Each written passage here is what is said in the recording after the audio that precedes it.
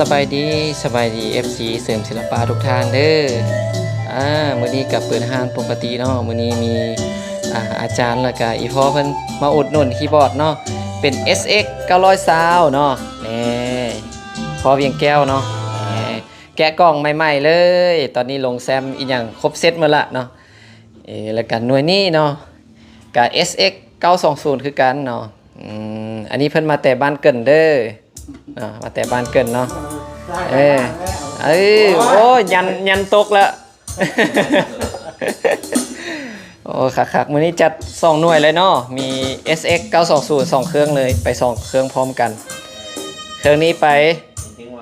บ้านเกินอันนี้พอเพิ่นซื้อไปลิ้นอยู่เฮือนเนาะอยู่เฮือนเพิ่นก็มีหลายหน่วยแล้วเด้อมีฮอตไทยรถ5พุ่นได้มีไทยรถ5แล้วก็ SX 900เอาตัวนี้ไปสมทบอีกเครื่องนึงคักหลายขอบใจทุกท่านเด้อพอทุกคนเนาะมาอุดหนุน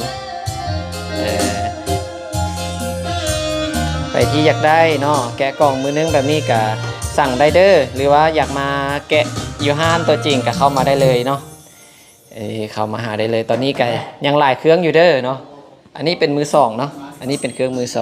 2อันนี้เป็นมือนึงเด้อ720 920เนาะเครื่องมันมาตลอดเด้ออันนี้เป็น SX 900เนาะ SX 900มีครบทุกรุ่นเลย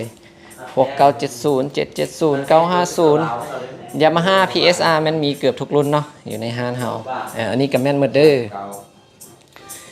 อย่าลืมเนาะท่านใดอยากได้คีย์บอร์ดรุ่นใดติดต่อหาเสริมศิลปะได้เลยอยู่บ้านเชียงดาห้อม34นครหลวงเวียงจันทน์เนาะไปบ่ฮอดจอดบ่ถึงโทรหาเบอร์นี้เลยเนาะ91341402เดี๋ยวมาเบิ่งเพิ่นอันนี้แม่นลงจังหวะลงแซมครบหมดเลยเด้อเนาะ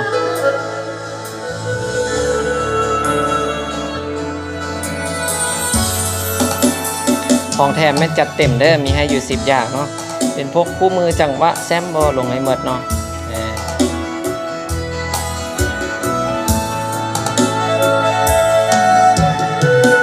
เวลาท่านซื้อไปเราลงจังหวะลงแซมให้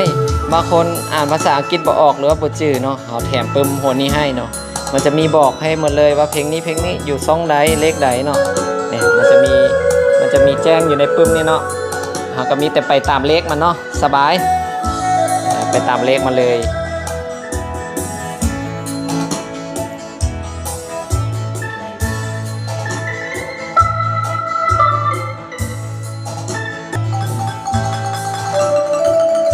เปิดห้านปกติทุกมื้อเด้อเนาะแต่10 โมงเช้าฮอต6 โมงแรงเนาะ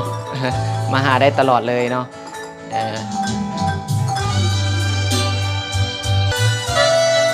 แต่ละห้องนี่แม่นห้องสอนนักเรียนเฮาเด้อเนาะนักเรียนเฮาก็หลายเนาะท่านใดอยากมาเรียนนำก็มาเรียนนำได้เนาะอยู่ในห้องนี่เต็มเลยอาญะเลยแล้วก็ห้องนี้เนาะฮับสุดเราบ่เกิน20 คนเด้อเนาะท่านใดอยากมาเรียนก็ติดต่อล่วงหน้าได้เลยเนาะแต่ละห้องจะมีเด้ออันนี้ก็แม่นหมดเนาะโอเคขอบใจทุกท่านเด้อที่มาอุดหนุนเนาะขอบใจหลายๆ